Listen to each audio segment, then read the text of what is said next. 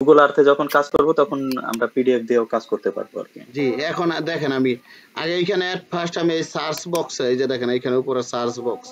এখানে আমি লিখবো কোন জায়গায় আমার নকশাটাকে ইনসার্ট করব PARAM যেমন আমি আমার আগে প্লেসের নাম লিখব প্যারাগ্রাম আবার জি আশুলিয়া ঢাকা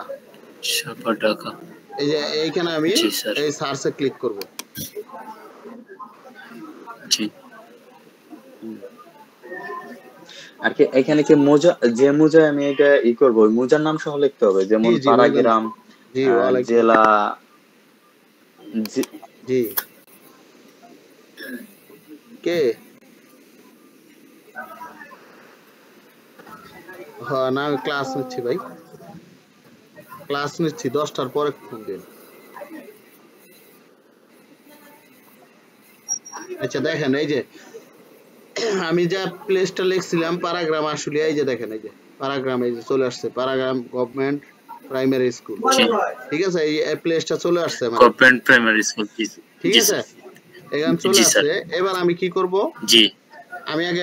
এটা 90 ডিগ্রি অ্যাঙ্গেল করে নেব কিভাবে নিব আমরা ভিউতে যাব ভিউতে যাওয়ার পর এই যে নিচে দেখেন রিসেট লেখা আছে রিসেটে কার্সর রাখার সাথে সাথে এখানে অপশন চলে আসছে আমরা এই টিট এন্ড কম্প্রেসে ক্লিক করব এই 90 ডিগ্রি অ্যাঙ্গেল হয়ে গেল ঠিক আছে এবার আমি নকশাটা এখানে ইনসার্ট করব এই যে অ্যাড আছে উপরে এই যে এখান থেকে করতে পারবেন এখানে অপশন আছে এটার দেখ আমি এই যে সহজভাবে দেখাচ্ছি এই যে অ্যাডে ক্লিক করব ক্লিক করার পর এখানে দেখেন ইমেজ ওভারলে আছে এটার উপরে ক্লিক করব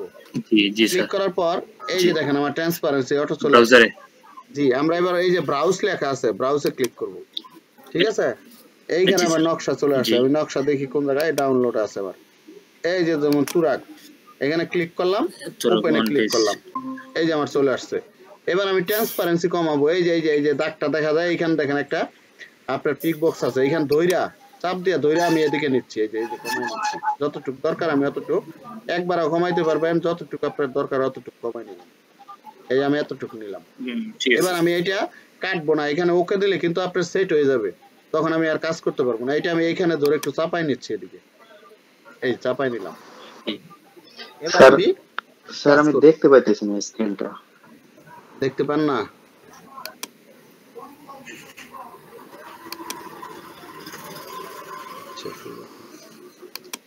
আবার দিচ্ছি একটু সমস্যা হচ্ছে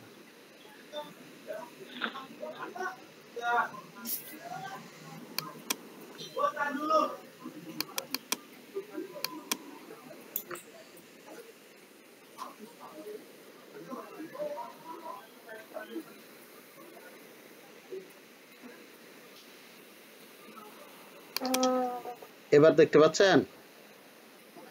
হ্যাঁ হ্যাঁ এখন দেখা যাচ্ছে এই দেখেন এবার আমি এটা এইখানে চাপ দিয়ে ধরে এদিক সেদিকে আমি মুভ করাতে পারবো ঠিক আছে আর আমি যদি শিফট ধইরা চাপ দেই তাহলে এই কর্নার ধরলে চারপাশে সমান ভাবে বাড়বে কমবে ঠিক আছে এই এখন চারপাশে সমান ভাবে বাড়বে শিফট ধরে চেপে ধরে রাখবেন শিফট ধরে করা লাগবে জি শিফট ধরে চেপে ধরে আপনারা এটা কমাতে বাড়াতে পারবেন ঠিক আছে তারপর আমি এইখানে ধরে আমি এইখানে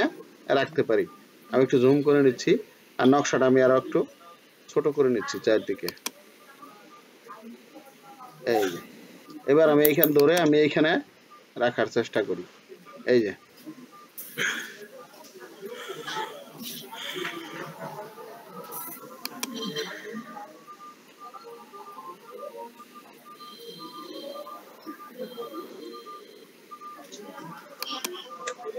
দেখেন মোটামুটি মিলে গেছে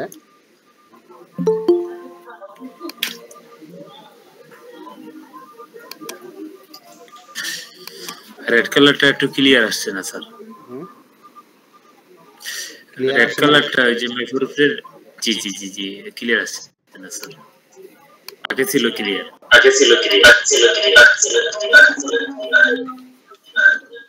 আগে ক্লিয়ার ছিল এখন ক্লিয়ার আসে না